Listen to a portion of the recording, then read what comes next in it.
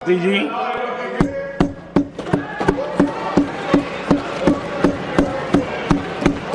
राष्ट्रपति जी के अभिभाषण पर आभार व्यक्त करने के लिए मैं उपस्थित हुआ हूं। Please take your seat. This is not correct. Please take your seat. No, no, no. Please take your seat. आप बैठिए प्लीज, आप बैठिए please. Prime minister is on his legs. Please आप बैठिए, प्लीज आप बैठिए।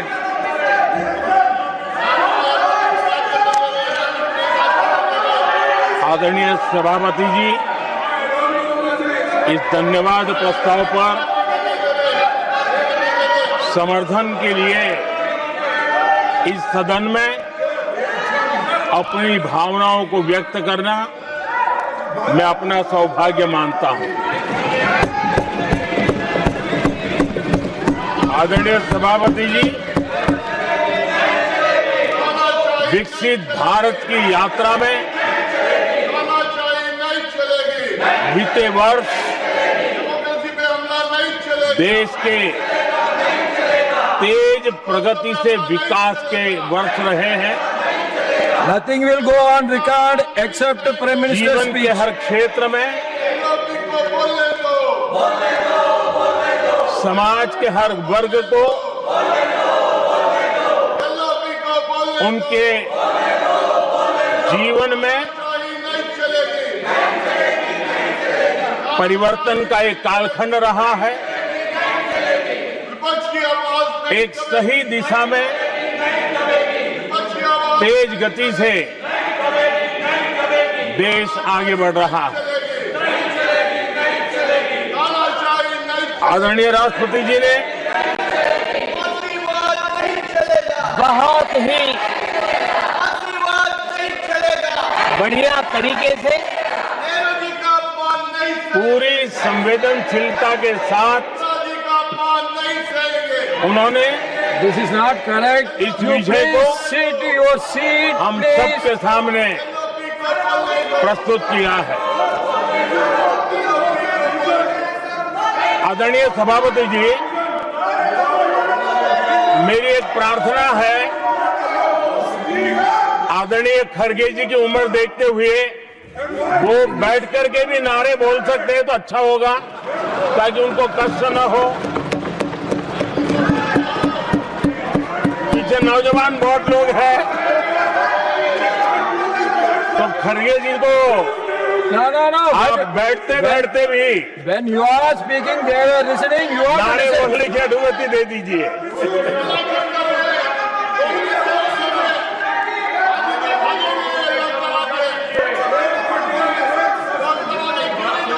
आदरणीय सभापति जी, राष्ट्रपति जी ने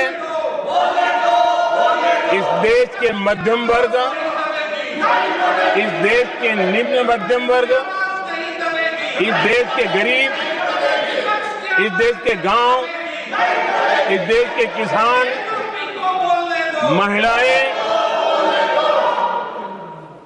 विज्ञान हो, प्रौद्योगिकी हो, कृषि हो, सभी विषयों को लेकर के बहुत ही विस्तार से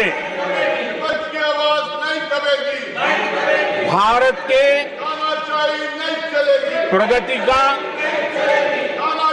एक स्वर संसद में गूंजा है।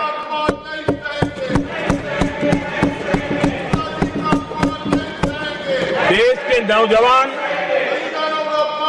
भारत के सामर्थ्य को कैसे आगे बढ़ा रहे हैं, इसकी भी विस्तार से चर्चा की है। हर वर्ग के सामर्थ्य को उन्होंने शब्दांकित किया है।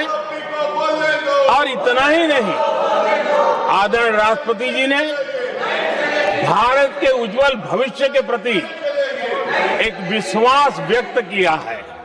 ये अपने आप में हम सबके लिए प्रेरक है।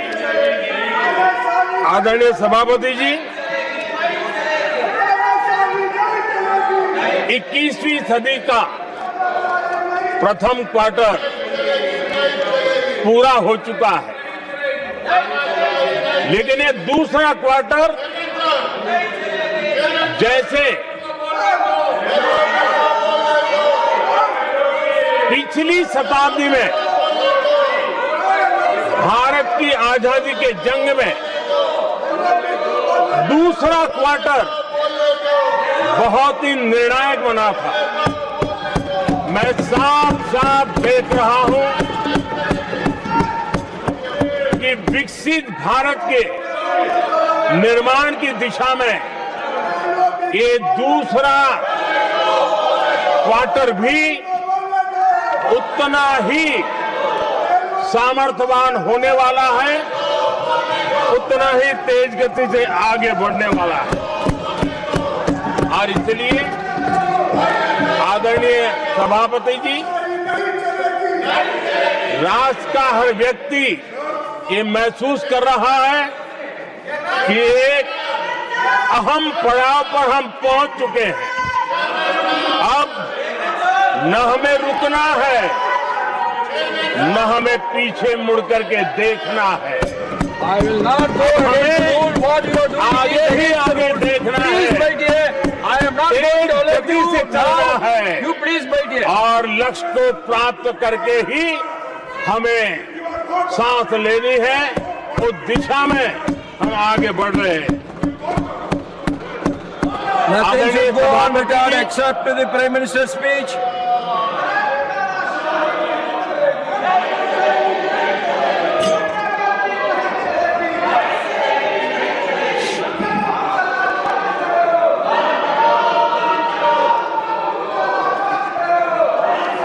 आदरणीय सभापति जी, वर्तमान में अगर हम देखें तो भारत के भाग्य के अनेक सुयोग एक साथ हमें नसीब हुए। ये अपने आप में बहुत ही उत्तम संयोग है, ऐसा मैं मानता हूं। सबसे बड़ी बात है, विश्व के समृद्ध से समृद्ध देश भी बुजुर्ग होते जा रहे हैं। वहां की आबादी उम्र के उस पड़ाव पर पहुंची है हम जिन्हें बुजुर्ग के रूप में जानते हैं। हमारा देश ऐसा है जो विकास की नई ऊंचाइयां छू रहा है। उसी समय दिनों दिन हमारा देश युवा होता जा रहा है, युवा आबादी वाला देश है। ये अपने आप में एक बहुत अच्छा सुयोग है। आदरणीय सभापति जी, दूसरी तरफ मैं देख रहा हूं जिस प्रकार से विश्व का भारत के प्रति आकर्षण बढ़ा है, और उसमें भी विश्व भारत की टैलेंट का महात्म्य समझ रहा है। हमारे पास आज दुनिया का बहुत ही महत्वपूर्ण टैलेंट पूल है, युवा टैलेंट पूल है, जिसके पास सपने भी हैं, संकल्प भी हैं, सामर्थ्य भी है। और इसलिए ये दूसरा सुयोग है। शक्ति का आशीर्वाद हमारे साथ है। आदरणीय सभापति जी, भारत आज विश्व में जो चुनौतियां पैदा हो रही है, उन चुनौतियों का समाधान देने वाला एक देश आशा की किरण बना हुआ है, और हम समाधान दे रहे हैं। वैसा ही एक महत्वपूर्ण सुयोग है कि आज मेजर इकोनॉमी में भारत का ग्रोथ बहुत हाई है, और हाई ग्रोथ और लो इन्फ्लेशन ये बहुत ही यूनिक संयोग है, और ये हमारी अर्थव्यवस्था की मजबूती को प्रदर्शित करता है। आदरणीय सभापति जी, हम जिस गति से आगे बढ़ रहे हैं, जब हमें देश की जनता ने सेवा करने का मौका दिया, तब फ्रेजाइल 5 के रूप में ये देश जाना जाता था। जब हमें अवसर मिला, तब देश आजाद हुआ, तब हम दुनिया में 6 नंबर की इकोनॉमी थे। लेकिन इन लोगों ने ऐसा एक हाल करके रखा कि 11 पे पहुंचा दिया। आज हम 3 पर जाने की दिशा में तेज गति से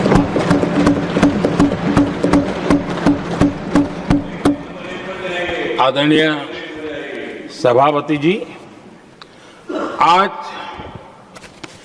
कोई भी सेक्टर देश कीजिए, चाहे साइंस हो, चाहे स्पेस हो, चाहे स्पोर्ट्स हो, हर क्षेत्र में आज भारत एक कॉन्फिडेंस के साथ, आत्मविश्वास से भरा हुआ भारत है।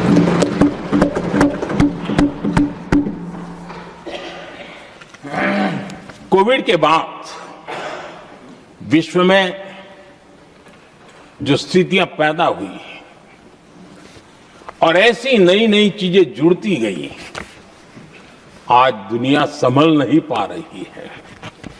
ऐसे में साफ साफ नजर आ रहा है कि दुनिया एक नए ग्लोबल ऑर्डर की तरफ, नए वर्ल्ड ऑर्डर की तरफ आगे बढ़ रहा है। सेकेंड वर्ल्ड वॉर के बाद एक वर्ल्ड ऑर्डर बना था, अब एक नए वर्ल्ड ऑर्डर की तरफ विश्व बहुत तेजी से आगे बढ़ रहा है। और सबसे बड़ी खुशी की बात है, सारी घटनाओं का और राजनीतिक तरीके से निष्पक्ष भाव से विश्लेषण करेंगे तो झुकाव भारत की तरफ है।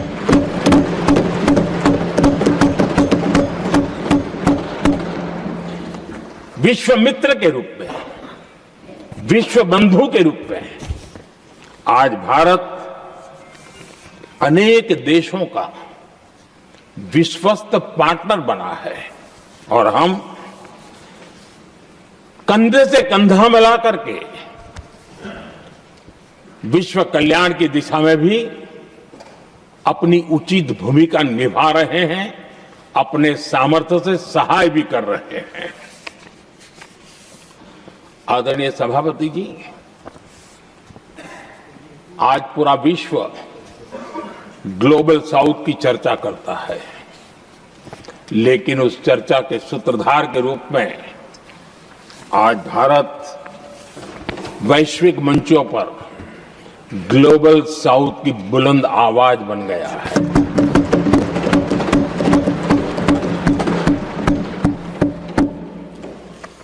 अनेक देशों के साथ आज Bharat future ready trade deals कर रहा है। पिछले कुछ ही समय में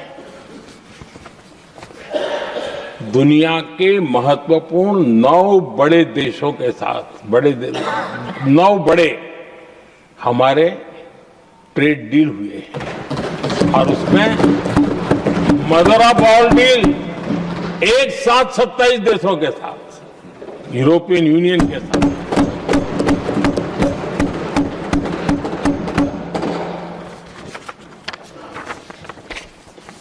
जो लोग थक गए,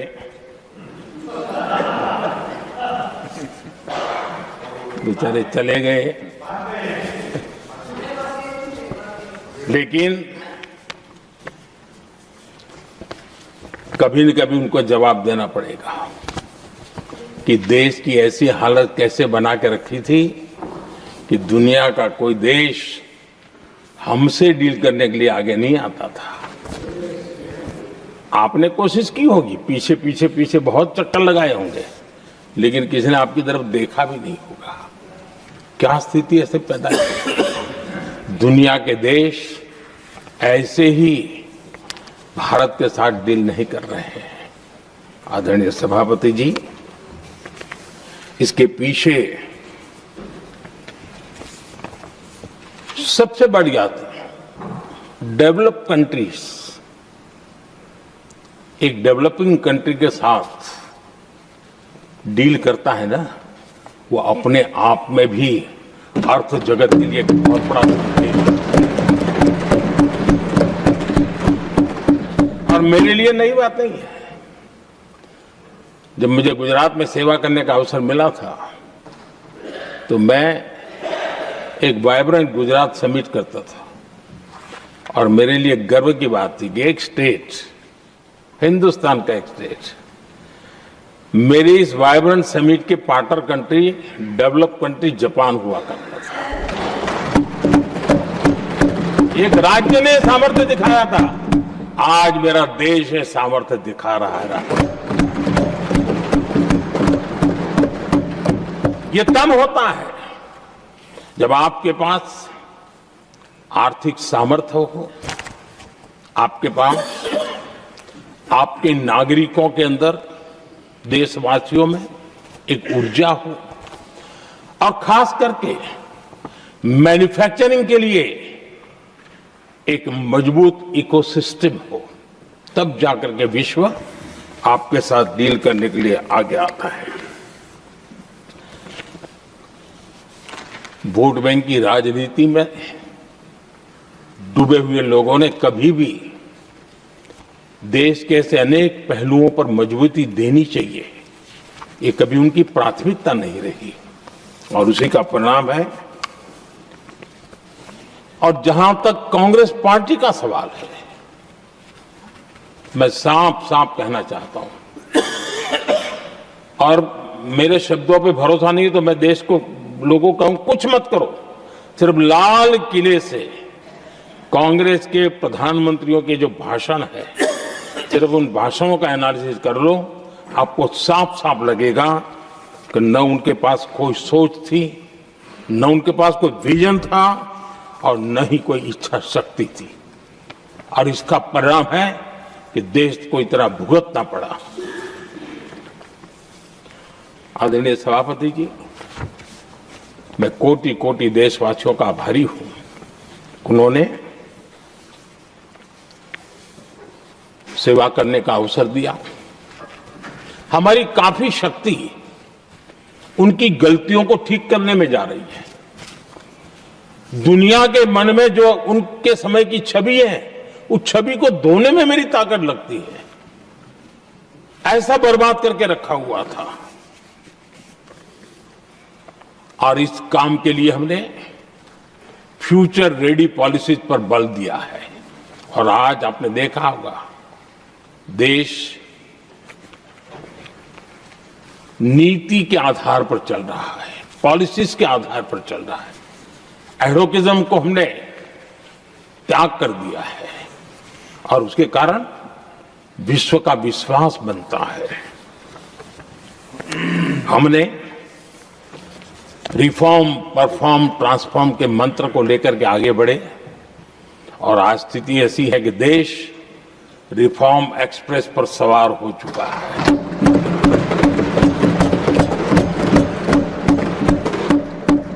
हमने स्ट्रक्चरल रिफॉर्म्स किए हैं, प्रोसेस से जुड़े रिफॉर्म्स किए हैं, पॉलिसीज में रिफॉर्म किए हैं। हमारा मैन्युफैक्चरिंग सेक्टर, हमारे उद्यमी ये सशक्त हो, भारत की हर चीज का वैल्यू एडिशन हो, उस दिशा में हमने प्रयास किया है। और मैं आज विश्वास के साथ कह सकता हूं, आज भारत विश्व के साथ स्पर्धा करने के लिए पूरी तरह तैयार है।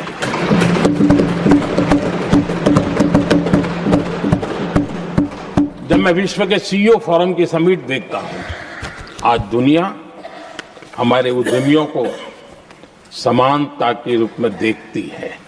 और जब पिछले दिनों सभी दलों के डेलीगेशन विश्व में गए थे, ये भाव उन्होंने भी अनुभव किया, और आकर के मुझे सभी दल के माननीय सांसदों ने अपने अनुभव बता रहे थे, बड़ा गर्व से कह रहे थे कि हाँ, बराबरी से बात हो रही है। ये हमारे लिए अपने आप में बात है।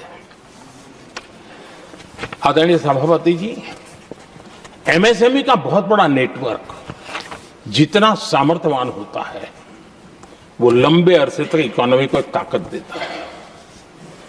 हमने उस दिशा में बल दिया और हमने कई रिफॉर्म्स किए हैं। आज हमारे एमएसएमई नेटवर्क पर दुनिया का भरोसा बढ़ रहा है। बड़े बड़े हो सकता है हम हवाई जहाज नहीं बना देंगे, लेकिन कई हवाई जहाज हैं जिसमें कई पुर्जे मेरे देश के छोटे छोटे एमएसएमई बना रहे हैं। आदरणीय सभापति जी, देश में हुए इन प्रयासों का नतीजा सबके सामने है। बड़े बड़े देश भारत के साथ व्यापारिक संबंध बनाने के लिए बहुत ही आतुर है। यूरोपीय संघ का ट्रेड डील हो, अमेरिका के साथ अभी हुआ जो ट्रेड डील हो, और कल हमारे पीयूष जी ने सदन में विस्तृत जानकारी भी दी है, और पूरा विश्व खुल करके इस ट्रेड डील का तारीफ कर रहा है। और उसमें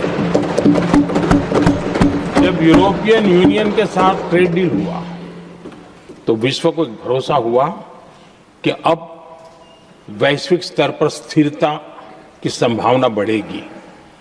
अमेरिका के साथ ट्रेड डील होने के बाद विश्व को और भरोसा हो गया कि जो स्थिरता की एहसास हो रहा था, अब गति का भी एहसास होने लगा है। अब विश्व के लिए शुभ संकेत। आदरणीय सभापति जी, इसका सबसे बड़ा लाभ हमारे देश के नौजवानों को होगा। और जब मैं नौजवान कहता हूं तो उसमें मध्यम वर्ग का भी नौजवान होता है, शहर का नौजवान भी होता है, गांव का नौजवान भी होता है, बेटा भी होती है, बेटी भी होती है। और इसलिए उसे टुकड़ों में न देखा जाए। मेरे देश के युवा के सामर्थ्य का हमें गौरव करना चाहिए, और उनके लिए पूरा विश्व बाजार अब खुल चुका है। अब उनके लिए अवसर ही अवसर है। और मैं उनको कहता हूं, आइए दोस्तों, मैं आपके साथ कंधे से कंधा मिला करके खड़ा हूं। हिम्मत कीजिए, बढ़िए। देश आपके साथ खड़ा है और दुनिया आपका स्वागत करने के लिए इंतजार कर रही है। आदरणीय सभापति जी, जिस प्रकार से दुनिया में हमारे युवा प्रोफेशनल्स की मांग बढ़ रही है, इवन केयर गिवर्स की मांग बढ़ रही है, हर कोई मिलता है हमें इस प्रकार के लोग चाहिए। कुछ लोग तो अपना स्पेशल ऑफिस यहां बना रहे हैं रिक्रूट करने के लिए, योग्य टैलेंट की खोज के लिए। इसका मतलब हुआ कि भारत के प्रोफेशनल्स के लिए भी विश्व में बहुत बड़े अवसर बन रहे हैं। आदरणीय सभापति जी, ये संसद का उच्च सदन, ये एक प्रकार से राज्यों का प्रतिनिधित्व करता है। और जो चर्चा की बारीकियां मैंने देखी, मेरा मन कहता है कि थोड़ा स्तर इसका ऊपर होना चाहिए था, और वहां से तो ज्यादा होना चाहिए। वो तो कितने साल तक सरकारों में रहे हैं, वहां से जरा चर्चा का स्तर ऊंचा होना चाहिए था, लेकिन उन्होंने ये मौका भी गंवा दिया। देश उन पर कैसे भरोसा कर सकता है। आदरणीय सभापति जी, मैं कल एक माननीय सदस्य को सुन रहा था। यूं तो वो अपने आप को राजा कहलाने में बहुत गर्व करते हैं, लेकिन वे आर्थिक असमानता की चर्चा कर रहे थे। बताइए, जो खुद को राजा माने और वो आर्थिक असमानता की बात करे, तो आपको लगता है कि क्या यही देखने के बाकी रह गए थे क्या? आदरणीय सभापति जी, हमारे टीएमसी के साथियों ने काफी कुछ कहा। जरा खुद तो अपने गरेबा में देखें। निर्मम सरकार पतन के जितने भी पैरामीटर्स हैं, उन सब पैरामीटर्स में नए नए रिकॉर्ड बनाते जा रहे हैं, और यहां उपदेश दे रहे हैं क्या हाल करके रखा हुआ है। ऐसी निर्मम सरकार से वहां के लोगों का भविष्य अंधकार के अंदर डूब रहा है, लेकिन इनको कोई परवाह नहीं है। सत्ता सुख के सिवाय कोई आकांक्षा नहीं, और वे यहां उपदेश देते हैं। घुसपैठ। दुनिया का समृद्ध से समृद्ध देश भी अपने यहां गैर कानूनी नागरिकों को बाहर निकाल रहा है। हमारे देश में घुसपैठियों को बचाने के लिए अदालतों को तब तक प्रेशर पैदा किया जा रहा है। मेरे देश का नौजवान कैसे ऐसे लोगों को माफ करेगा जो घुसपैठियों की वकालत करने के लिए ताकत लगा रहे हैं। और घुसपैठिए मेरे देश के नौजवानों के हक छीन रहे हैं, उनकी रोजी रोटी छीन रहे हैं, आदिवासियों की जमीन छीन रहे हैं। बेटे बेटियों के जिंदगी पर खतरे पैदा हो रहे हैं, लेकिन उनके लिए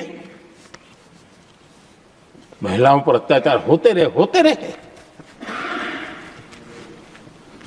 सत्ता नीति के सिवा कुछ करना नहीं, और वो यहां पर हमें उपदेश दे रहे हैं। और ऐसे चिंताजनक सभी विषयों पर आंखें मूंद करके बैठे हुए वो लोग हैं। एक हमारे माननीय सदस्य काफी कुछ बोल रहे थे, जिनकी पूरी सरकार शराब में डूब गई, जिनके शीश महल घर घर में नफरत का कारण बन गए, और शायद उनको ब्लैक शब्द ज्यादा पसंद है। हर एक अपना अपना एक भूतकाल होता है।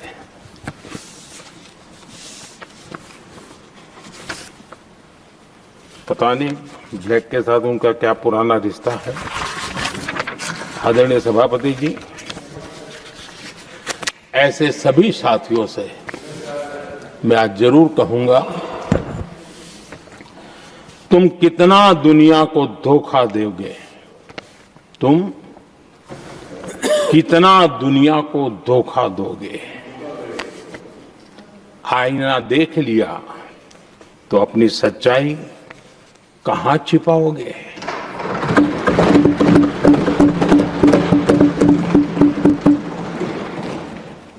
कांग्रेस हो, टीएमसी हो, डीएमके हो, लेफ्ट हो, ये दशकों से केंद्र में सत्ता में रहे हैं, सत्ता के भागीदार रहे हैं।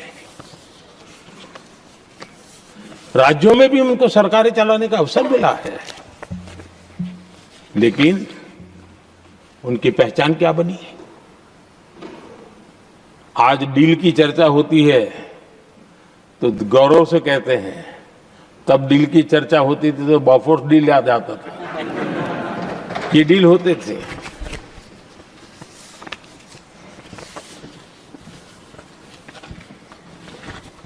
उन्होंने सिर्फ जेब भरने का काम किया। नागरिकों के जीवन में बदलाव आना ये उनकी प्राथमिकता नहीं थी।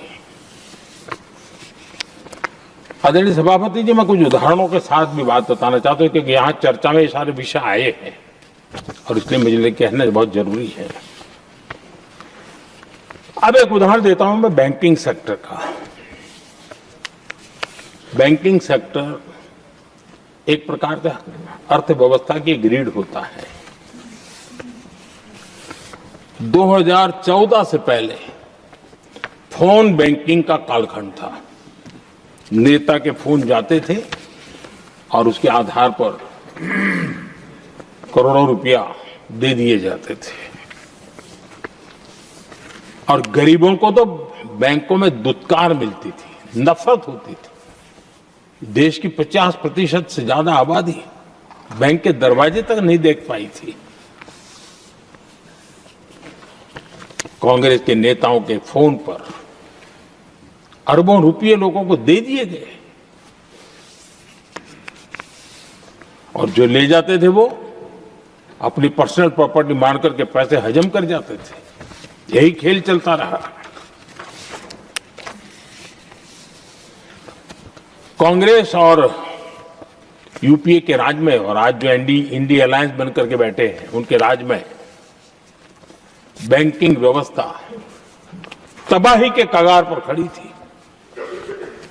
मैं नया प्रधानमंत्री के पद का दायित्व मुझे मिला, मैं एक देश के मुखिया से मैं मिला, ऐसे ही बात कर रहा था। मैंने कहा बैंकिंग की दृष्टि से हम कुछ आगे बढ़ना चाहिए। उन्होंने कहा पहले एक बार साहब जरा अभी आप नए हो, आपके बैंकों की व्यवस्था का अध्ययन कर लीजिए। हम कैसे हिम्मत करें? एक देश के नेता ने कोई एक जानकारी थी, उसने मुझे बताया यहां इनको कोई परवाह ही नहीं। यानी एक प्रकार से उन्होंने जिस प्रकार से बैंकिंग व्यवस्था को एनपीए के पहाड़ खड़े हो गए थे। जहां भी देखो चर्चा चलती थी एनपीए का क्या होगा, एनपीए का क्या होगा, कैसे बचेंगे। आदरणीय सभापति जी, चुनौती बड़ी थी, लेकिन हमने समझदारी से काम लिया। बैंकिंग व्यवस्था के सब कर्ता धर्ताओं को विश्वास में लिया। रिफॉर्म की आवश्यकता थी, हिम्मत के साथ रिफॉर्म किए, पारदर्शी व्यवस्था बनाई, ढेर सारे बैंकिंग रिफॉर्म्स हुए और जो सरकारी बैंक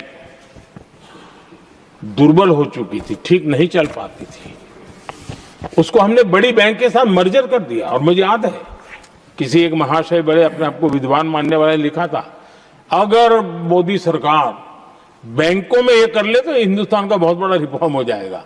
वो काम मैंने आते ही कर दिए थे। आदरणीय सभापति जी, और इन सारी चीजों का नतीजा हुआ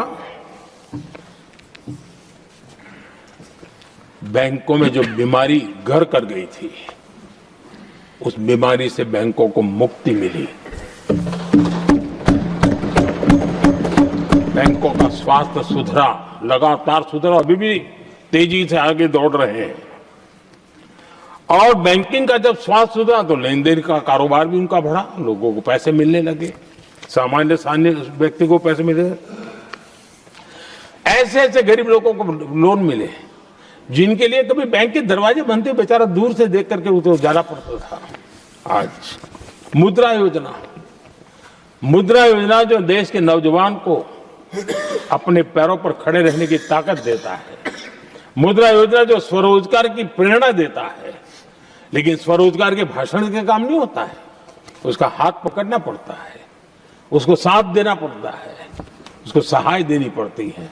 और हमने मुद्रा योजना के द्वारा 30 lakh crore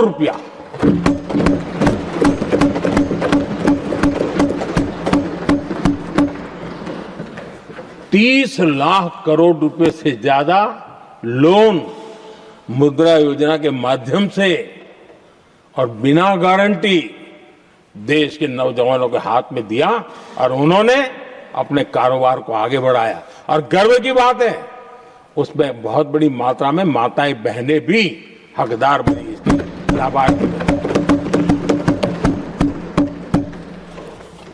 self help group, इन दिनों ग्रामीण महिलाएं बड़े सपने देखती हैं, खुद अपने पैरों पर खड़ा होना चाहती थी।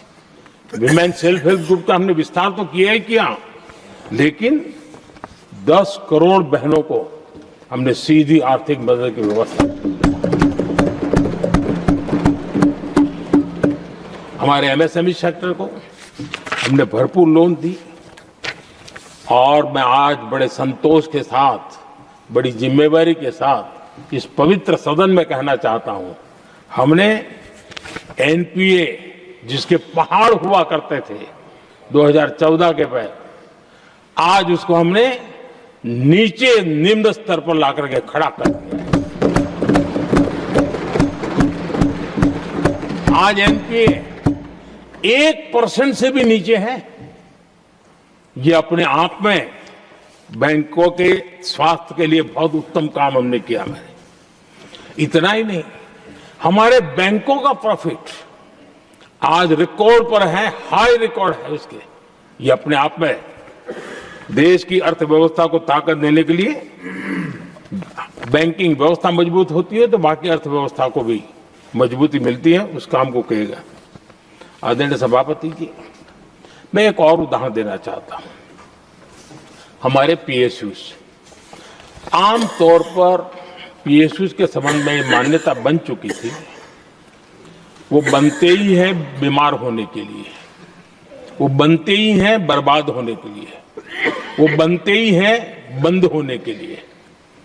हमने इस पूरी मानसिकता को हकीकतों के आधार पर बदलने में सफलता प्राप्त की है। और ये लोग पीएसयूज को लेकर के कितनी गलत बातें फैलाते थे। अर्बन नक्सल की तरह ऐसे पीएसयूज के दरवाजे के बाहर मजदूरों की मीटिंग करके भड़काने का पाप करते थे, गुमराह करने का काम करते थे। इन्होंने LIC, state bank of India और भी एचएएल, ऐसे हर एक को बड़ा भला बुरा और इतना भद्दे तरीके से, जब उनकी सरकार थी तब तो ये इन चीजों को संभाल नहीं पाते थे, उसको कुछ कर भी नहीं पाते थे। आदरणीय सभापति जी, हमने इसमें भी हिम्मत दिखाई। हमने पीएसयूज के संबंध में भी रिफॉर्म्स किए, रिफॉर्म्स की एक लगातार परंपरा चलाई। आज एलआईसी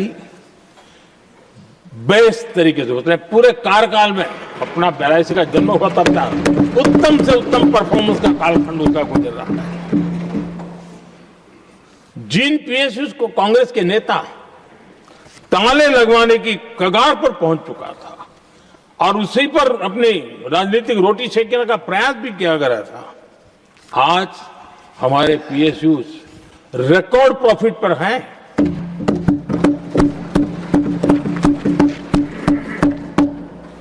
इतना ही नहीं, वे अपने परफॉर्मेंस से मेक इन इंडिया को भी गति दे रहे हैं। मेक इन इंडिया का जो सपना है उसका पूरा करने में वे भी एक बहुत बड़े कैटलिक एजेंट के रूप में आज भूमिका अदा कर रहे हैं। रिकॉर्ड संख्या में रोजगार बना रहे हैं। इतना ही नहीं, हमारे कुछ पीएसयू आज विश्व के अंदर जा रहे हैं, विश्व में भी अपनी ताकत दिखा रहे हैं, विश्व के साथ जुड़ रहे हैं, दुनिया के कई देशों के विकास यात्रा में वो भागीदार बन रहे हैं। आज हमारे पीएसयूज को बहुत बड़े बड़े ऑर्डर देश से भी और देश के बाहर से भी मिलने लगे हैं। ये अपने आप में मैं जो कहता हूं ना, एक बहुत महत्वपूर्ण पड़ाव पर ये देश 25 साल है, उसका संकेत यहां नजर आता है। आदरणीय सभापति जी, कांग्रेस ने विश्वासघात करने के विषय में भी हमारे देश के अन्नदाता को भी नहीं छोड़ा। इस देश में 10 करोड़ किसान ऐसे हैं जिनके पास 2 हेक्टेयर से भी कम जमीन है, छोटे किसान हैं। उनकी तरफ कभी परवाह नहीं की गई, उनकी तरफ कभी देखा नहीं गया, नहीं उनके दिमाग में ये छोटे किसानों का कोई महात्मा था। उनको लगता है कुछ बड़े लोगों को संभाल लिया तो गाड़ी चल जाएगी, और यही राजनीति करते रहे। आदरणीय सभापति जी, हमारे दिल में छोटे किसान के प्रति एक दर्द था। हम जमीनी हकीकतों से परिचित थे और उसी के कारण हम पीएम किसान सम्मान निधि योजना लेकर के और आप इतने कम समय में हमारे इन छोटे किसानों के खाते में 4 लाख करोड़ रुपए हमने दिया है। 4 लाख करोड़ रुपए आंकड़ा छोटा नहीं होता है आदरणीय सभापति जी। और उसने हमारे छोटे किसानों को एक नई ताकत दी है, नए सपने देखने का सामर्थ्य दिया है। और मुझे पक्का विश्वास है कि हमारा किसान उस दिशा में जरूर भारत की आशा अपेक्षा के अनुरूप परिणाम देगा।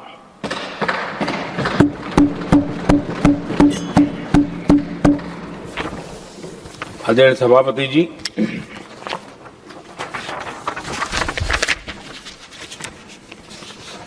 यहां कुछ साथियों ने इम्प्लीमेंटेशन के संबंध में शिकायतों का भाषण काफी किए। शायद वो तय करके आए थे कि ऐसा ऐसा बोलना है, तो इसमें तो उनका ऐलान दिखता था, बाकी में तो नहीं दिखता है। आदरणीय सभापति, जब ये इम्प्लीमेंटेशन को लेकर के इतनी बड़ी बड़ी बातें करते हैं, मैं एक जरा किस्सा सुनाता हूं। मैं किसी का भला बुरा कहने के लिए नहीं कर रहा हूं, मैं सिर्फ हकीकतें रख रहा हूं। परेशानी जिनको होगी उनको होगी, लेकिन तथ्य तो तथ्य ही होते हैं। हमारे देश के एक नेता हिमाचल प्रदेश के दौरे पर देते हैं और वहां से आने के बाद उन्होंने खुद ने ये घटना कहीं सुनाई, रिकॉर्ड पर उपलब्ध है। उसमें उन्होंने कहा,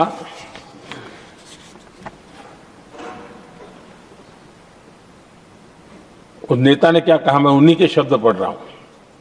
काफी लंबे समय तक मुझे योजना आयोग से संघर्ष करना पड़ा, क्योंकि वे पहाड़ी क्षेत्रों के लिए अलग योजनाएं बनाने को तैयार ही नहीं थे। मैं हिमाचल प्रदेश गई थी, जब मैं वापस आई तो मैंने योजना आयोग में कहा कि हमारे कामदारों को, वर्कर्स को जीप की जरूरत नहीं है, बल्कि खच्चरों की आवश्यकता है, ताकि कम से कम उन पर सामान आदि लादा जा सके। आगे उन्होंने कहा, लेकिन मुझे बताया गया हम पैसा तो जीप के लिए ही देंगे, क्योंकि खच्चरों के लिए पैसे देने की पॉलिसी नहीं है। इसी भाषण में आगे वो कहती हैं, अब वहां सड़कें ही नहीं थी। उनका कहने का कारण यह था कि हिमाचल में जहां वो गई वहां सड़कें ही नहीं थी। अब वहां सड़कें ही नहीं थी तो फिर उस पर जीप का क्या लाभ हो सकता है? जीप लेकर के कौन जाएगा जहां रोड नहीं है? लेकिन उस समय योजना आयोग का जोर था या तो जीप या तो कुछ भी नहीं। आदरणीय सभापति जी, ये भाषण किसी और का नहीं, ये कांग्रेस के वरिष्ठ नेता और तत्कालीन प्रधानमंत्री इंदिरा गांधी का भाषण है।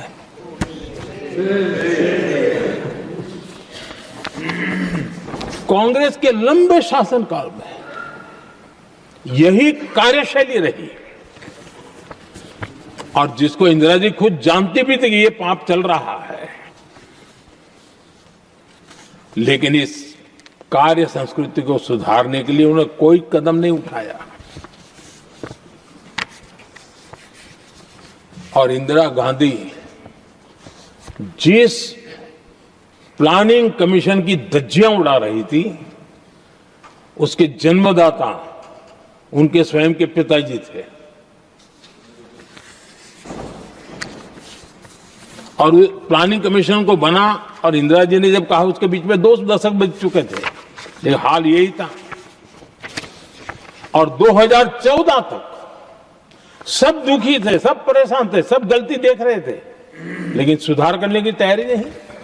2014 के बाद जब आपने हमें मौका और कांग्रेस ने जिस प्रकार से प्लानिंग कमीशन अटकाना, लटकाना, भटकाना वाली कार्यशैली बना दी थी, 2014 में जब हमें मौका मिला तो हमने आकर के काम किया, प्लानिंग कमीशन को खत्म कर दिया और नीति आयोग को बनाया। आज नीति आयोग बहुत तेज गति से काम कर रहा है।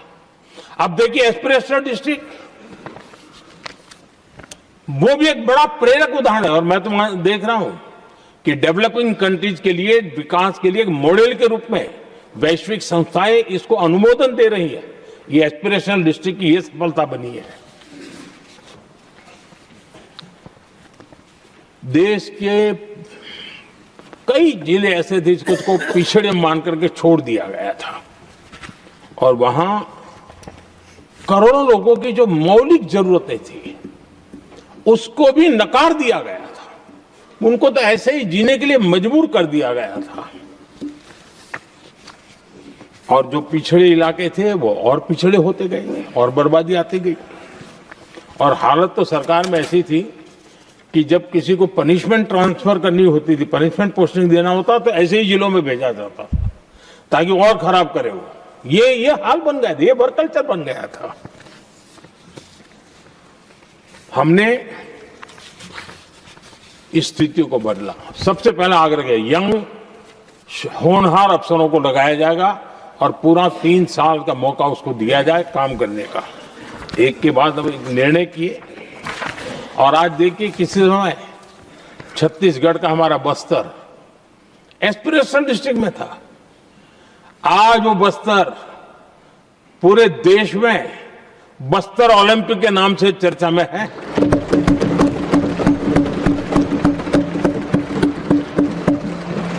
आज विकास की धारा बस्तर के गांव गांव पहुंच रही है। अभी कुछ गांवों में पहली बार बस देखी, पूरे गांव ने उत्सव मनाया बस्तर में। ये परिस्थितियां छोड़ करके गए हुए हैं लोग और यहां पर पता नहीं किस प्रकार से देश को कहां ले जाना चाहते हैं लोग। आदरणीय सभापति जी, इंप्लीमेंटेशन क्या होता है, ये एस्पिरेशनल डिस्ट्रिक्ट एक बहुत बड़ा शानदार उदाहरण है। ऐसे तो सैकड़ों उदाहरण हैं लेकिन मैं कहने के लिए इसको उल्लेख कर रहा हूं। कांग्रेस के हमारे साथियों को ये जो बदलाव आ रहा है उसमें इंप्लीमेंटेशन नजर नहीं आ रहा है और उनका तो एक ही वो प्लानिंग कमीशन वाला मॉडल है, जीप और खच्चर वाला मॉडल, यही वो लोग जानते हैं, उससे आगे कुछ नहीं जानते। और ये इंप्लीमेंटेशन कैसे करते हैं, मेरा जन्म नहीं हुआ था उसके पहले सरदार वल्लभ भाई पटेल ने नर्मदा नदी पर बांध बांधने की कल्पना की। विषय तो पक्का हो गया, सरदार साहब नहीं रहे, खैर नेहरू जी ने शिलान्यास किया। अब इंप्लीमेंटेशन देखिए इनको। मेरा जन्म नहीं हुआ था जब इसकी कल्पना की गई थी और प्रधानमंत्री बनने के बाद मैंने उसका उद्घाटन किया, ये हाल है।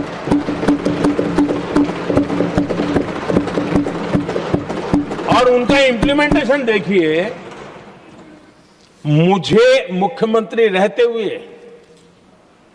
3 दिन अनशन पर बैठना पड़ा था नर्मदा सरदार सरोवर डैम के लिए, मेरे राज्य के किसानों के लिए।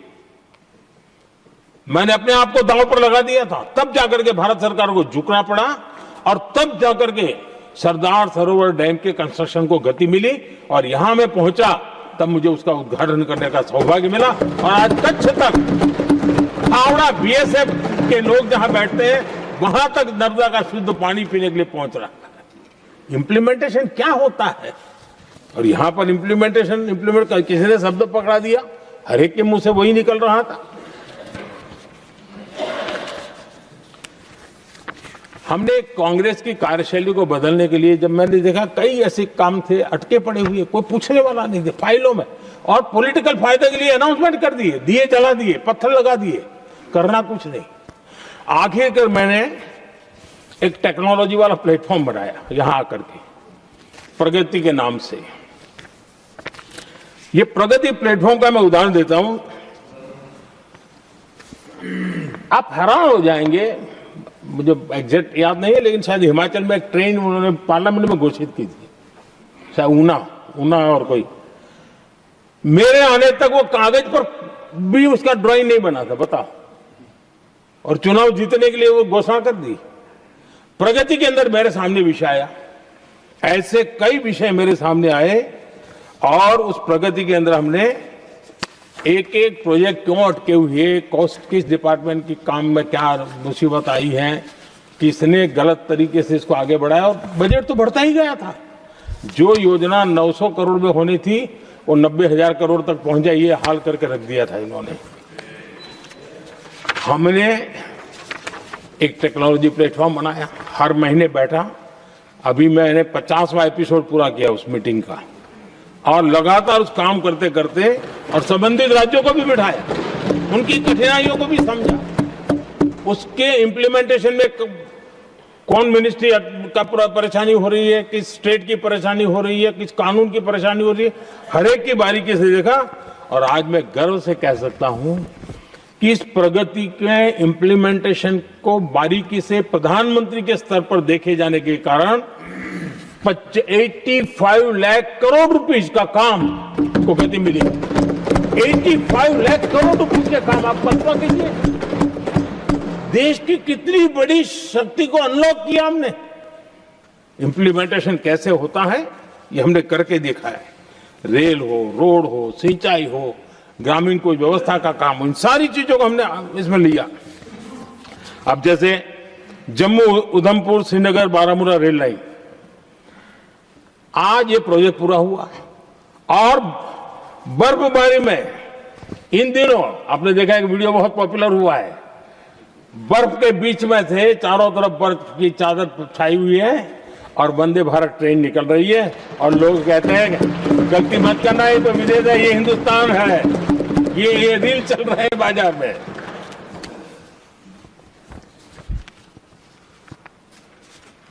लेकिन 3 दशक तक यही प्रोजेक्ट लटका हुआ था। 3 दशक, 30 साल, आप कल्पना कर सकते, 2 पीढ़ी आगे बढ़ जाए, ये यही के अटके पड़े थे। हमारी सरकार ने इसको पूरा किया।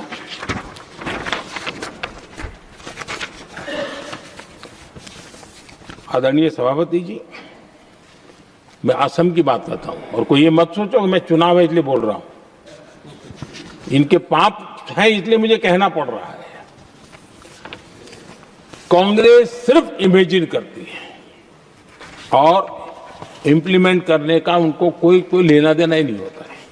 अब असम का बोगीबिल ब्रिज, ये बोगीबिल ब्रिज अरुणाचल और असम को जोड़ने वाला बहुत महत्वपूर्ण ब्रिज, कितने ही सालों तक ये प्रोजेक्ट लटका रहा। हमने प्रगति के माध्यम से इसको रिव्यू किया और असम सहित पूरे नॉर्थ ईस्ट को बहुत बड़ी सुविधा वाला ये काम हमने पूरा किया। आदरणीय सभापति जी,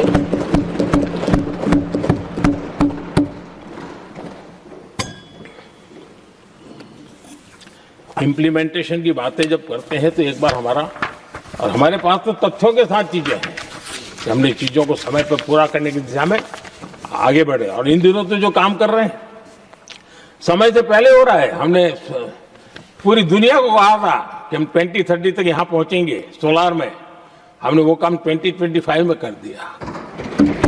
हमने इथेनॉल का समय तय किया था, हम उसमें भी 2-3 साल पहले ही काम पूरा कर लिया। तो एडवांस में हम काम पूरा करने का इंप्लीमेंटेशन की ताकत हमारे से उससे भी ज्यादा है। आदरणीय सभापति जी,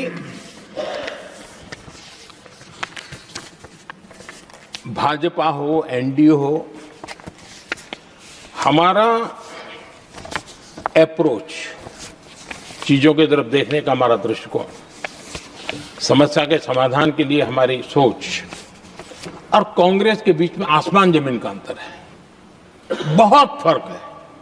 मैं आपको उदाहरण देता हूं।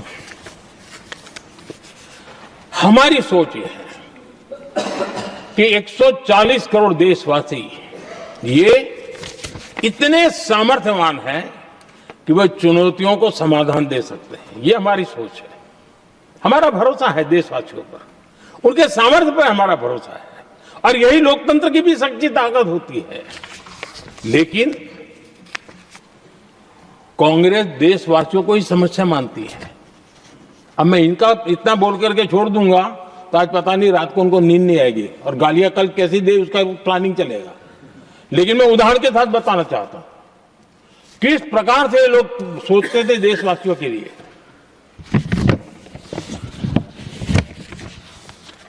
देश के लोगों के बारे में नेहरू जी और इंदिरा जी की सोच क्या थी, मैं उसके विषय में बताना चाहता हूं।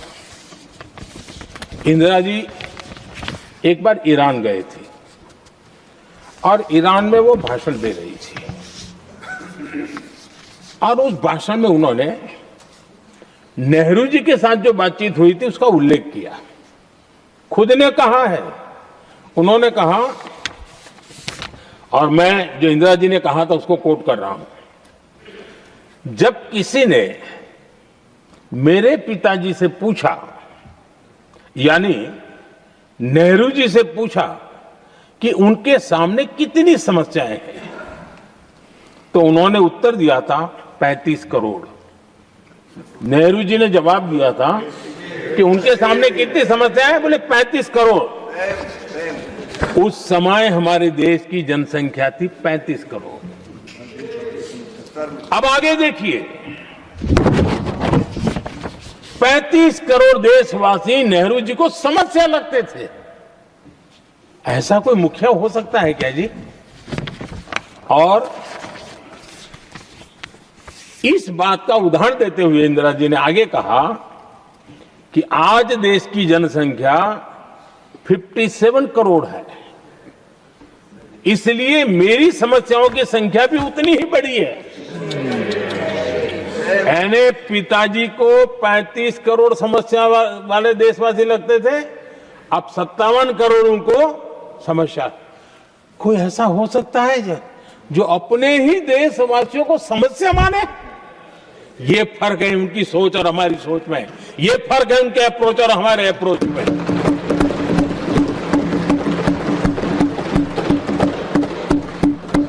नेहरू जी हो या इंदिरा जी हो या पूरी कांग्रेसी बिरादरी हो, ये लोग भारत के लोगों को समस्या मानते हैं। आदरणीय सभापति जी, मेरे कई कोटेशन मिलेंगे। मैंने दुनिया के सामने कहा है, देश के सामने कहा है, और कहा है इसलिए नहीं, ये मेरा कन्विक्शन है। अरे चुनौतियां कितनी ही क्यों ना हो, 140 करोड़ समाधान हमारे पास है।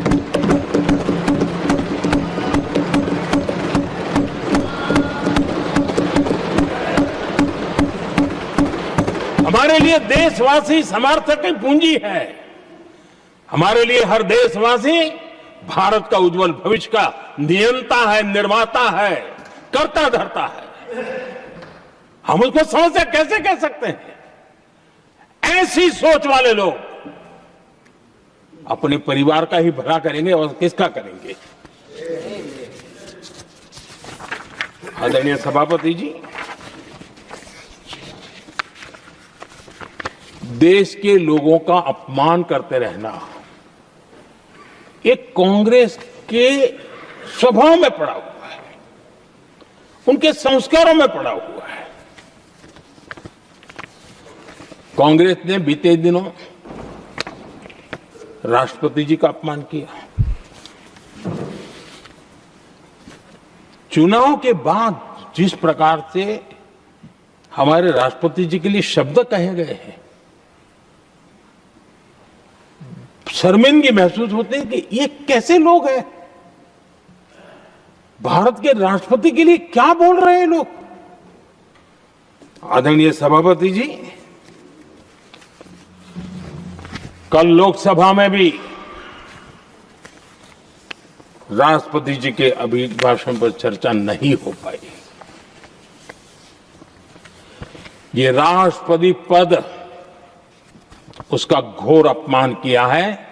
उनको संविधान शब्द मुंह में बोलने की अधिकार नहीं रहता है। जो लोग गरीबी से निकली हुई एक महिला, आदिवासी परिवार से आई हुई एक महिला,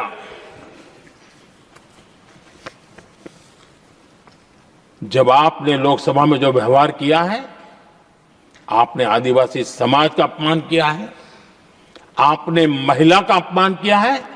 भारत के सर्वोच्च पद पर विराजमान, संविधान ने जिनको सर्वोच्च पद दिया है, आपने उनका अपमान किया है। आपने संविधान का अपमान किया है।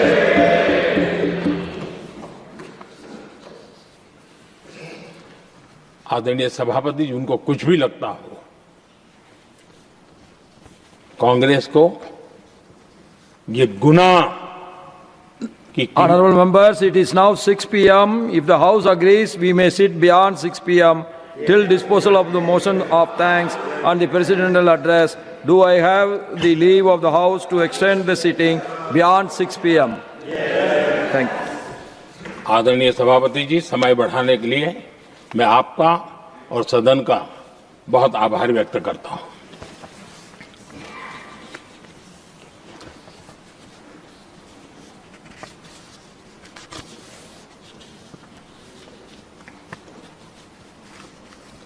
आदरणीय सभापति जी, बड़ी दर्दनाक लोकसभा की घटना है और शायद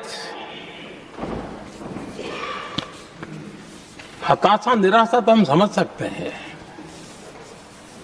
लेकिन इसके लिए देश के पवित्र लोकतंत्र के मंदिर को ही इस रूप में कर देना, और उस समय चेयर पर असम के ही हमारे एक माननीय सांसद बैठे थे और उस समय कागज फेंके गए, टेबल पर चढ़ दिया गया। क्या ये नॉर्थ ईस्ट का अपमान नहीं है?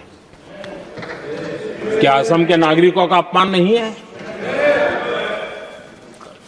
कल फिर दोबारा किया उन्होंने, और उस समय आंध्र के दलित परिवार का बेटा चेयर पर बैठा था, उसको भी अपमानित किया। यानी आपने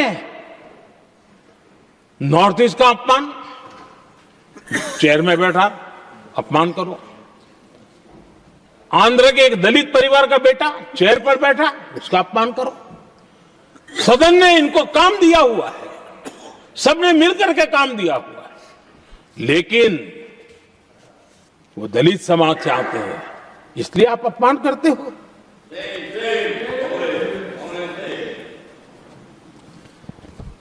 और ऐसा लगता है कांग्रेस के लोगों को असम की जनता के प्रति बड़ी नफरत है। उनको लगता है कि उसकी जनता ने उनका साथ छोड़ दिया, मतलब उनके दुश्मन हो गए। क्या कभी लोकतंत्र में ऐसे सोचते हैं क्या? मुझे तो तब बहुत पीड़ा हुई थी जब भारत रत्न भूपेन हजारिका जी, जो कि इस देश के बहुत ही सम्मानीय व्यक्तित्व है जी, आज भी घर घर में उनको स्मरण करते हैं लोग। उनके प्रति जो भक्ति का भाव है आप कल्पना नहीं कर सकते, लेकिन उनको इसकी भी कोई परवाह नहीं है। और जिस प्रकार से, और हमारा सौभाग्य था कि हमने भूपेन हजारिका जी के देश के लिए जो उनका योगदान था, नॉर्थ ईस्ट जैसे इलाके से पूरे देश को अपने वाणी से, अपने विचारों से, अपनी अभिव्यक्ति से बांध के रखा था। हमने भारत रत्न देने का निर्णय किया, इस पर भी इनको ऐतराज। और मैं तो हैरान हूं, खड़गे जी अगर होते तो मैं उनकी हाजिरी में कहता ही है, इन्होंने जिस प्रकार से बोला ना भारत रत्न के बाद, वो वीडियो पर उनका चेहरा देखेंगे ना, आपको लगा रही है ऐसे लोग हैं, ऐसा व्यवहार करते हैं। और ये कहा, अरे ये तो सिंगर थे। मैं समझता हूं कि एक किसी का भी अपमान करने में कभी भी पीछे नहीं रहते हैं। उन्होंने भूपेन हजारिका जी को भारत रत्न दिया, उसका भी विरोध किया। ये पूरे असम का विरोध है, पूरे देश के कला प्रेमियों का विरोध है। और मुझे पक्का विश्वास है असम कभी भी इस अपमान को भूलने वाला नहीं है।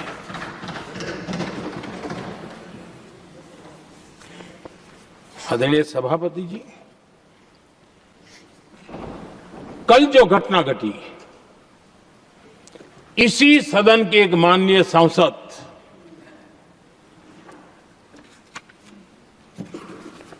कांग्रेस के शातिर दिमाग जिनका है, ऐसे एक युवराज ने उनको गद्दार कह दिया। अहंकार कितनी 7वें आसमान पर पहुंच चुका है इनका। और कांग्रेस को छोड़कर के कितने ही लोग निकले हैं, कांग्रेस के कितने टुकड़े हुए हैं, कई लोग दूसरे दलों में गए हैं, लेकिन औरों को तो किसी को गद्दार नहीं कहा उन्होंने। लेकिन कल सांसद को गद्दार इसलिए कहा क्योंकि वो सिख थे। ये सिखों का अपमान था, एक गुरुओं का अपमान था। और कांग्रेस के अंदर जो कूट कूट करके सिखों के प्रति नफरत भरी पड़ी है ना, उसका वो अभिव्यक्ति थी। और इसी सदन के माननीय सांसद है वो, और उनको जरा भी दर्द नहीं, वरना आज खड़े होकर के कह सकते थे कि कल जो हुआ इसी सांसद की गरिमा के अनुरूप नहीं था, हमें खेद है, एक शब्द तो बोल लेते। लेकिन सिखों के प्रति उनके मन में जो नफरत भरी पड़ी है, और इसी के कारण उन्होंने कल, और जिसका परिवार देश के लिए शहादत देने वाला परिवार के वो सदस्य है, उन्होंने अपने राजनीतिक विचारों में परिवर्तन किया, इसलिए गद्दार हो गए। और एक गद्दार शब्द छोटा नहीं है। मेरे देशवासी को कोई गद्दार कहे, ये कैसे देश सहन करेगा? और वो भी एक सिख है इसलिए गद्दार कहना बहुत दुर्भाग्य की बात है। और ऐसे लोग कांग्रेस को नहीं डुबाएंगे तो क्या करेंगे?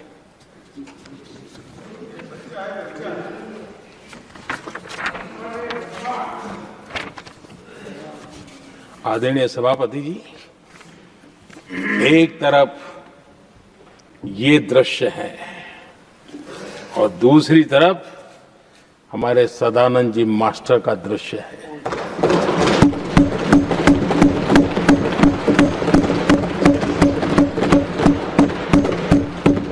राजनीतिक विद्वेष के कारण उनके दोनों पैर काट दिए गए। भरी जवानी में दोनों पैर काट दिए। कटे हुए पैर से जिंदगी गुजार रहे हैं, लेकिन संस्कार इतने ऊंचे हैं कि वाणी में भी अपशब्द नहीं निकलता है, बर्तन में भी कटुता नजर नहीं आता। गर्व होता है। और कल जब उनका पहला भाषण हो रहा था सदन में, और उन्होंने जब अपने बेंच पर आपसे इजाजत लेकर के अपने कटे हुए पैर के लिए वो जो लीम का उपयोग करते हैं, आर्टिफिशियल लीम का, उन्होंने जब रखा, वो दृश्य देश के लिए पीड़ादायक था कि इस देश में ऐसा ही बंधारण की बातें करने वाले इंडिया अलायंस के लोग, और ये इंडिया अलायंस पूरा जिम्मेवार है इसके लिए, वैचारिक असहमति के कारण एक नौजवान के, और वो भी एक टीचर, शिक्षक के प्रति गर्व से, आदर से देखा जाता है, उसके पैर काट दे। लेकिन उनको कोई खेद नहीं है, उनको कोई दर्द नहीं है। लेकिन मैं मास्टर सदानंद जी को हृदय से अभिनंदन करता हूं कि उन्होंने जिस प्रकार से इतनी भयानक हमले के बाद भी देश की सेवा का अपना व्रत जारी रखा, और आज देश की नीति निर्धारण में अंदर अपना योगदान दे रहे हैं। ये गर्व की बात है। और ऐसे लोगों के सहारे हम राजनीति में जीते हैं, काम करते हैं, देश के लिए जीने मरने की प्रेरणा मिलती है। ये संस्कार हमें पाए हैं ऐसे लक्षावधि कार्यकर्ताओं के तब से पाए हुए हैं। आदरणीय सभापति जी,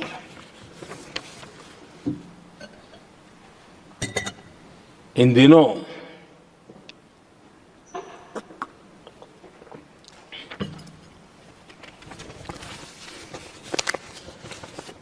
और वैसे कांग्रेस के हमारे साथियों का मुझ पर जरा विशेष प्रेम है, वो स्पेशल प्रेम है। और जब मैं जिम्मेवारी जो मिली है उसके तहत, और जिम्मेवारी न मिलती तो भी देश के लिए जीना तुमने सीखा है। हम विकसित भारत की जमीन मजबूत कर रहे हैं, उसको एक ताकत दे रहे हैं। एक तरफ देश के युवाओं के लिए मजबूत जमीन तैयार कर रहा हूं, तो कांग्रेस मोदी की कब्र खोदने के कार्यक्रम करवा रही है। और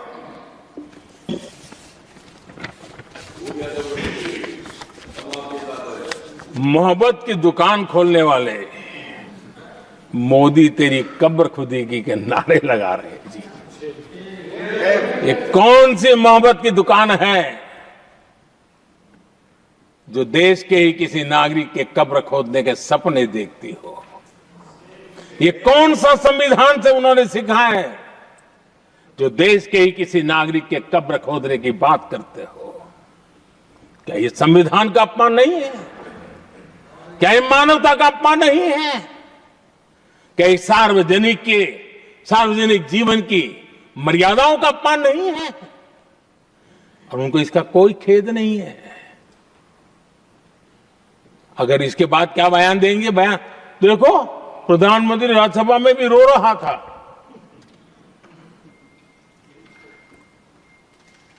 किस प्रकार के संस्कार और वृत्तियों से पले बड़े लोग हैं ये। आदरणीय सभापति जी, मेरे लिए कोई अनुभव मेरा बहुत पुराना है। 2002 से जब वे विपक्ष में थे तब से, और 2004 से जब वो सत्ता में आए तब से, और 2014 से मैं जब यहां आया तब से, पिछले 25 साल से संसद का एक भी सत्र ऐसा नहीं गया, मोदी संसद का सदस्य नहीं था, एक भी सत्र ऐसा नहीं गया जिसमें इस सदन के अंदर मोदी को गाली देने का काम न किया हो इन लोगों ने। 25 साल। और मुझे किसी ने पूछा था, मोदी जी आपके स्वास्थ्य का क्या राज है? मैंने कहा मैं डेली 2 किलो गाली खाता हूं।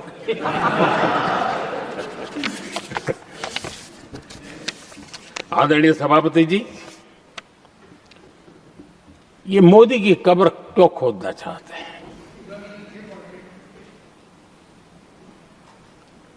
ये सिर्फ नारा नहीं है, ये इनके भीतर पड़ी हुई नफरत का प्रतिबिंब है, इसकी अभिव्यक्ति है। और वे इसलिए हैं, हमने 370 की दीवार गिरा दी, इसलिए वो मोदी की कब्र खोदना चाहते हैं। हमने नॉर्थ ईस्ट में बम, बंदूक और आतंक का जो छाया बना रहता था, नॉर्थ ईस्ट में शांति और विकास का राह अपनाई, इसलिए वो मोदी की कब्र खोदने पर सोच रहे हैं। पाकिस्तानी आतंकियों को घर में घुस करके जवाब देते हैं, इसलिए मोदी की कब्र खोदने की बात करते हैं। ऑपरेशन सिंदूर करते हैं, इसकी उनको परेशानी होती है और इसलिए वो मोदी की कब्र खोदते हैं। माओवादी आतंक से देश को मुक्ति दिलाने के लिए साहसपूर्ण कदम उठा रहे हैं, इसलिए मोदी की कब्र खोदती है आपको। हमें नेहरू जी ने देश के साथ बहुत बड़ा अन्याय किया था, सिंधु जल समझौता करके। उस सिंधु जल समझौते को हमने एबेंस में डाल दिया। क्या इसलिए आप मोदी की कब्र खोदने के नारे लगा रहे हो? आदरणीय सभापति जी, कांग्रेस की परेशानी कुछ और है। ये पचा नहीं पा रहे कि मोदी यहां तक पहुंचा कैसे। और उनकी परेशानी बढ़ती जा रही है कि भाई पहुंचा तो पहुंचा, लेकिन अब तक टिका क्यों है। और इसलिए वे एक ही रास्ता उनके लिए बचा हुआ लग रहा है कि मोदी तेरी कब्र खुदेगी। आदरणीय सभापति जी, ये तो मान करके बैठे थे। उनका लोकतंत्र, संविधान का कोई लेना देना नहीं। उनको तो लगता है कि प्रधानमंत्री पद उनके परिवार की जागीर है, उस पर कोई और बैठ नहीं सकता। ये जो उनके भीतर में नफरत पड़ी हुई है ना, मोहब्बत की दुकान में जो आग भरी पड़ी हुई है ना, उसका परिणाम है। और इसीलिए कोई क्यों बैठा, हमारा पैतृक अधिकार था, इसलिए मोदी की कब्र खोदने का नारा लेकर के वो चल रहे हैं। आदरणीय सभापति जी, कांग्रेस के शाही परिवार को देश ने दशकों तक अवसर दिया है, ऐसा नहीं है। देश ने आपके लिए भी अपना भविष्य दांव पे लगाया था, लेकिन आपने गरीबी हटाओ के नारे लगाए, गुमराह किया। लाल किले पर से कांग्रेस के एक भी प्रधानमंत्री के भाषण में गरीबी हटाने की बात ना आई हो, ऐसा नहीं हुआ है। लेकिन किसी भी प्रधानमंत्री ने गरीबी हटाने के लिए क्या किया, वो एक बार भी नहीं आया। वो नारे से अधिक कुछ नहीं था उनका। और मोदी ने रास्ता अपनाया गरीब को एम्पावर करने का, गरीब को सशक्त करने का। और मेरे देश के गरीबों को मैं सलाम करता हूं, उन्होंने देश की योजनाओं को समझा, स्वीकारा और अपने सामर्थ्य को बढ़ाने के लिए प्रयास किया।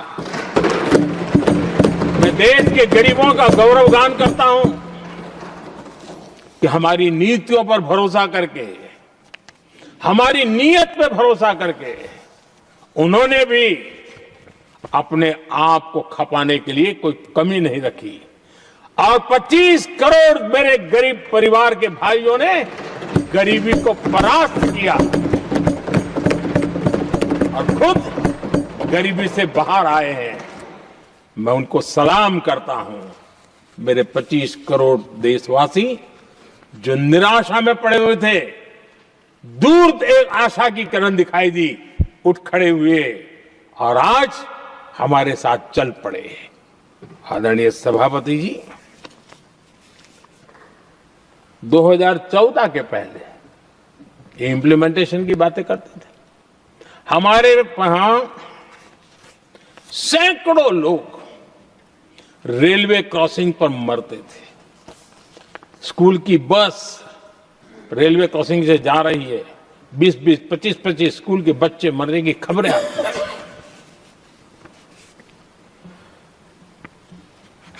अनमैन्ड रेलवे क्रॉसिंग, वो इतना बड़ा काम नहीं था कि नहीं कर सकते थे। ये काम भी मुझे करना हुआ और हमने सारे अनमैन्ड क्रॉसिंग बंद कर दिए, लाखों लोगों की जिंदगी बचा ली। इसलिए ये मोदी की कब्र खोदना चाहते हैं। आदरणीय सभापति जी, 2014 से पहले इस देश में 18,000 गांव ऐसे थे जिनको बिजली का मतलब पता नहीं था। बिजली का कोई तार होता है, कोई बल्ब होता है, कोई लट्टू जलता हुआ उसमें उजाला निकलता, पता नहीं था उनको। 18,000 गांव 2014 के बाद जब आपने हमें दायित्व देशवासियों ने दिया, उन 18,000 गांव जिन्होंने कभी बिजली का मुंह तक नहीं देखा था, बिजली का शब्द भी कान पे नहीं सुना था, उन गांवों में उजाला पहुंचाया। इसलिए इसलिए इनको मोदी की कब्र खोदने के सिवाय अब कोई रास्ता नहीं दिख रहा है। आदरणीय सभापति जी, वो भी एक वक्त था जब देश में बार बार खबरें आती थी, मीडिया में हेडलाइन हुआ करती थी, सरहद की स्थिति के संबंध में बयान आते थे।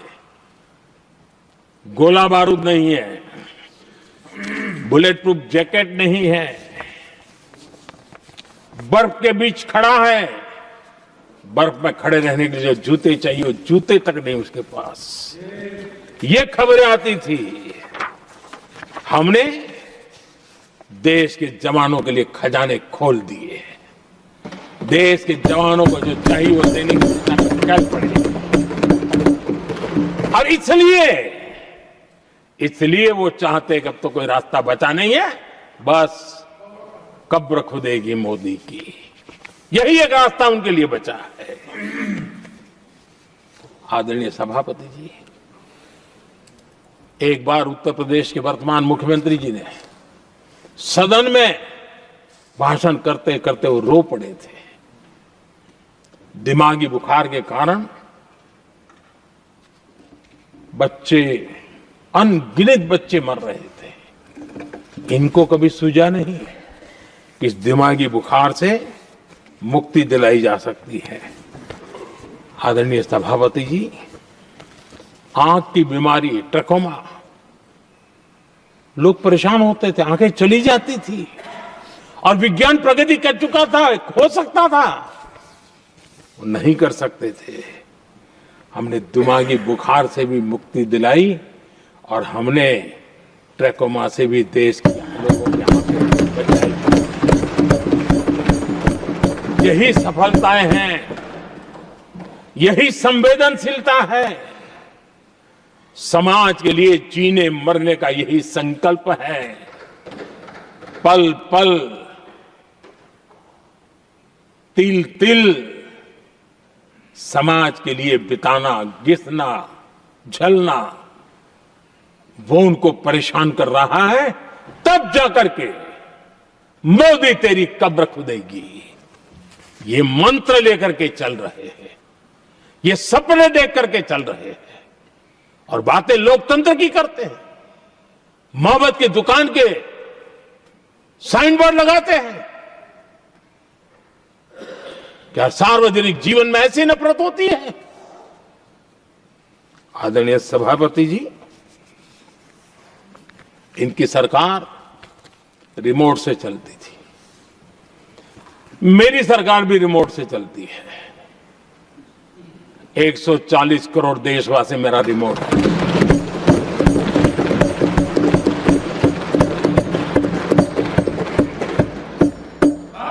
एक 140 करोड़ देशवासियों के सपने, 140 करोड़ देशवासियों की आकांक्षाएं, देश के नौजवानों के संकल्प, इनके लिए हम जीते हैं, इनके लिए सरकार चलाते हैं। सत्ता हमारे लिए सुख का रास्ता नहीं है, सत्ता हमारे लिए सेवा का माध्यम है।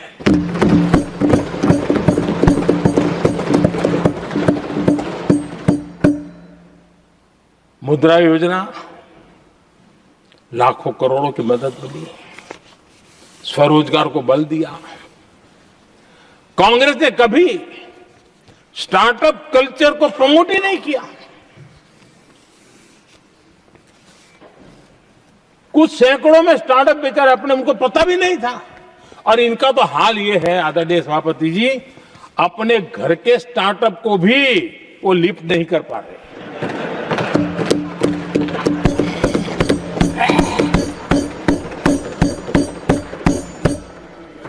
और हमारी सरकार में आज 2 लाख से ज्यादा स्टार्टअप है। और जब सफलता एक के बाद एक जन सामान्य के दिलों को जीतती है ना, तब जाकर के उनके पास एक ही रास्ता बचा है, मोदी तेरी कब्र खुदेगी। लेकिन उस हमारा याद कीजिए, बीएसएनएल को लेकर के चुटकुले चलते थे, कार्टून बनते थे। आज स्वदेशी 4G स्टैक हमने खड़ा कर दिया। 5G दुनिया में सबसे तेज गति से रोल आउट करने का काम हमने कर दिया।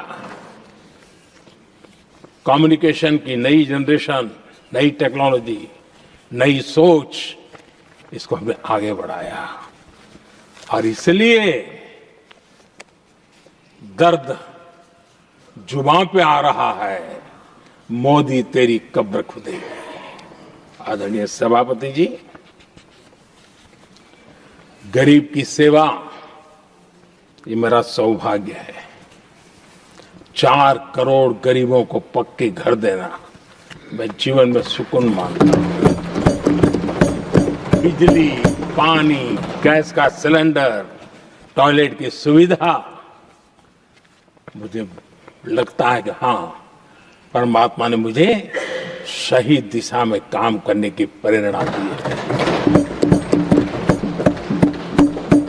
पहली बार गांव की महिला गर्व से कह रही है, हाँ मैं लखपति दीदी बनी हूं, तो दूसरी कह रही है इस साल तक मैं लखपति दीदी बन जाऊंगी। जो बन गई है उनको जब पूछता हूं, नहीं बोले साहब अब तो करोड़पति के लिए सोच रहे हैं।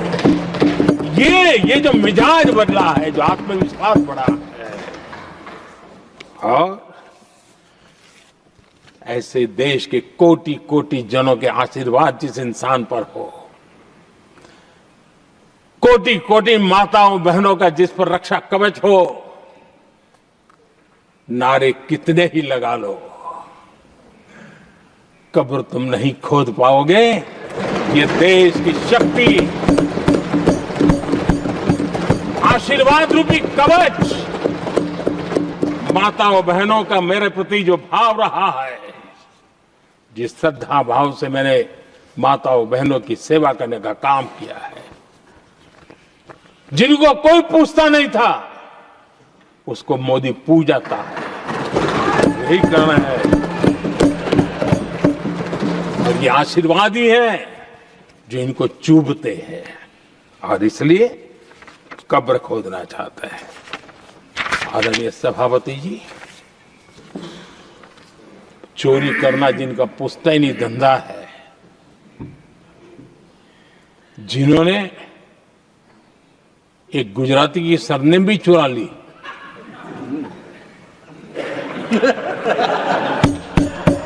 महात्मा गांधी की सरनेम चुरा ली, ये लोग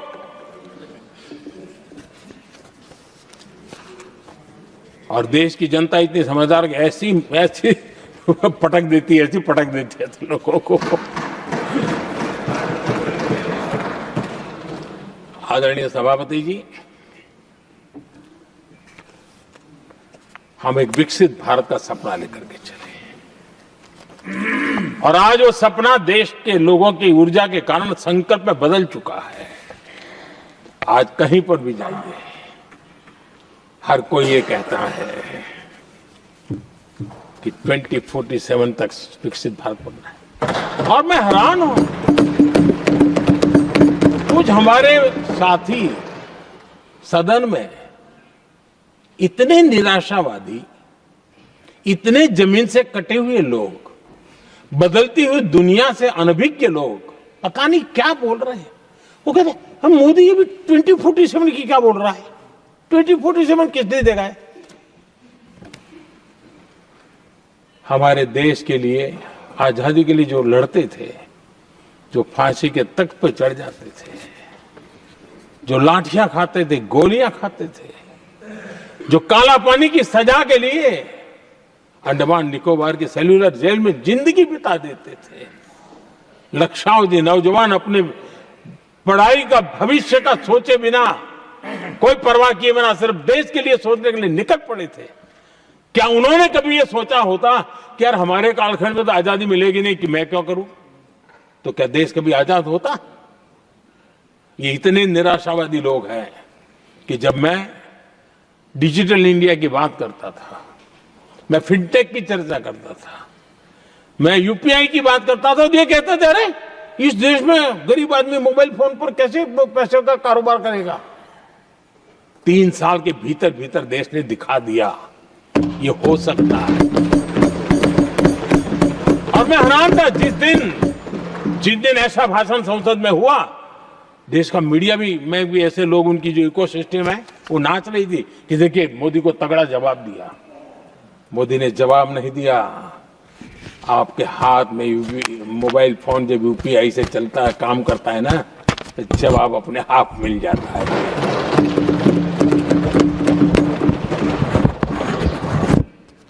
आदरणीय सभापति जी,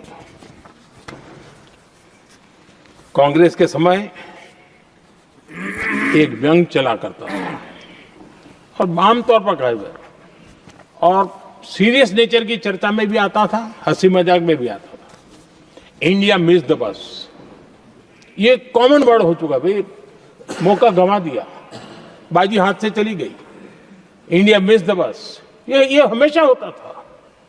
आदरणीय सभापति जी, आज भारत कोई बस मिस नहीं कर रहा है। आज भारत काफिले का नेतृत्व कर रहा है।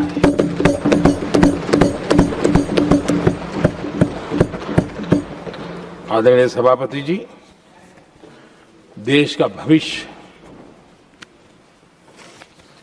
उज्जवल बनाना है। वर्तमान भी उज्जवल बनाने के लिए अविरत कार्य करना होता है। हम विकसित भारत के सपने के लाइट में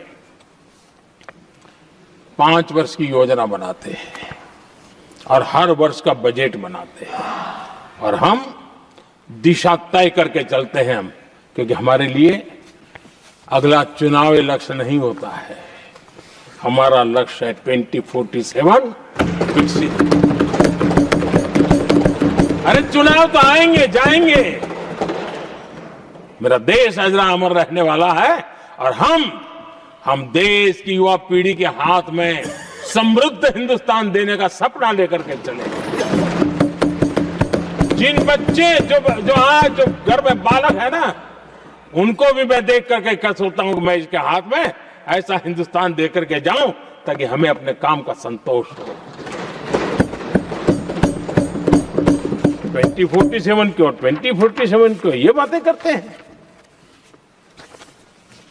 आदरणीय सभापति जी, आज जिस प्रकार से हम इनिशिएटिव लिए, चाहे स्पेस हो, साइंस हो, टेक्नोलॉजी हो, समंदर की गहराई हो, जल, थल, नभ, अंतरिक्ष, हर क्षेत्र में नए संकल्प, नई ऊर्जा, नए कदम और नई सिद्धियों को लेकर के देश आज आगे बढ़ रहा है। हम ग्रीन हाइड्रोजन पर काम कर रहे हैं, हम आने वाले युग को समझ पा रहे हैं। हम क्वांटम कंप्यूटिंग की बात कर रहे हैं, हम एआई मिशन को लेकर के चल रहे हैं और आज दुनिया मानने लगी है कि एआई मिशन भारत बहुत कुछ दुनिया को दे सकता है। ये विश्वास आज दुनिया में बना है। आज दुनिया में क्रिटिकल मिनरल, रेयर अर्थ राजनीतिक हथियार बन गया है। हम उस पर फोकस कर रहे हैं ताकि कभी भारत को किसी के पास हाथ फैलाने की नौबत ना आ जाए। आदरणीय सभापति जी, ऐसे तो अनगिनत प्रोजेक्ट हैं जिसमें विदेश का इन्वेस्टमेंट आना ही आना है, क्योंकि अब हर किसी को अपना भविष्य भारत की भूमि में नजर आ रहा है। हर किसी को अपना भविष्य भारत की टैलेंट के भरोसे नजर आ रहा है। हर किसी को भविष्य भारत के उज्जवल भविष्य के साथ खुद के उज्जवल भविष्य को जोड़ करके दिखता है। और इसलिए दुनिया आज भारत, विकसित भारत की बात हम क्यों कर रहे हैं, जिनके दिमाग में नहीं पड़ता है, दुनिया को समझ आ रहा है कि भारत ने सही दिशा पकड़ी है। चलो अब चर्चा वहां चल रही है कहीं हम बस न चुक जाए। कल तक चर्चा चलती थी इंडिया मिस करता है, अब दुनिया को लगता है अब हम लेट न हो जाए, वहां आने की स्पर्धा चल रही है। आदरणीय सभापति जी, आने वाला समय भारत के लिए अवसरों से भरा हुआ है, भारत के नौजवानों के लिए अवसरों से भरा हुआ है। भारत के उज्जवल भविष्य के लिए मैं पूरी संभावनाएं रेखांकित कर सकता हूं, मैं देख सकता हूं और उसके दिशा में नीतियां बनाकर हम आगे चल रहे हैं। हम इसको और मैं चाहता हूं, मेरे देशवासियों को निमंत्रण देता हूं, और मैं देशवासियों को आज सदन से भी कहना चाहूंगा, मैंने मन की बात में भी इसका उल्लेख किया था, मैं यहां पर सभी माननीय सांसदों से भी कहूंगा कि आप भी अपने अपने क्षेत्र में ऐसे लोगों को बताइए, जब दुनिया भर में इतने अवसर पैदा हुए हैं, उसको स्थायित्व तब मिलता है जब हम उत्तम प्रकार की चीजों को लेकर के जाए, हम क्वालिटी को कॉम्प्रोमाइज न करें। मुनाफा कम क्यों न हो, लेकिन क्वालिटी को हम निरंतर उत्तम करते जाएंगे। इनोवेशन करना पड़ेगा, करेंगे, रिसर्च करना पड़ेगा, करेंगे, प्रोडक्ट में मटेरियल बदलना पड़े तो बदलेंगे, लेकिन हम दुनिया में क्वालिटी की दृष्टि से उत्तम हो, तब जाकर के जो आज राजनीतिक दृष्टि से जो निर्णय होते हैं उसका बेनिफिट लेने के लिए हमने पीछे नहीं रहना चाहिए। मेरे देशवासियों से मैं आज यही आग्रह करूंगा कि आप क्वालिटी के विषय में मेरा साथ दीजिए, क्वालिटी में कॉम्प्रोमाइज ना करिए। आप देखिए, दुनिया सिर्फ और सिर्फ made in India, made in Bharat, made in India, made in Bharat, इसके लिए गीत गाने लग जाएगी। आदरणीय सभापति जी, मैं कांग्रेस के मित्रों का भी आज आभार व्यक्त करता हूं कि कम से कम मुझे, उनको पता था, पहले प्रयोग कर चुके थे, पिछले 10 साल में मुझे 5-6 बार इस प्रकार से बोलने से रोका गया, लेकिन उनको मालूम था एक बार शुरू होता हूं तो रुकता नहीं। और मैंने कहा था एक बार, एक अकेला, तो अब अनुभव से सीख गए हैं कि इसमें कोई दाल गलने वाली नहीं है, तो समझदारी से काम लिया और ऐसी समझ उनको निरंतर मिलती रहे, ये भी मैं प्रार्थना करता रहूंगा। आदरणीय सभापति जी, मैं राष्ट्रपति जी के उद्बोधन में योगदान देने वाले सभी सांसदों का भी आभार व्यक्त करता हूं। जो भी उत्तम विचार यहाँ प्राप्त हुए हैं, उत्तम विचार देश की प्रगति में जरूर काम आएंगे, ऐसा मैं विश्वास देता हूं। और आदरणीय राष्ट्रपति जी का इस संबोधन के लिए मैं हृदय से आभार व्यक्त करते हुए मेरी वाणी को विराम देता हूं। बहुत बहुत धन्यवाद।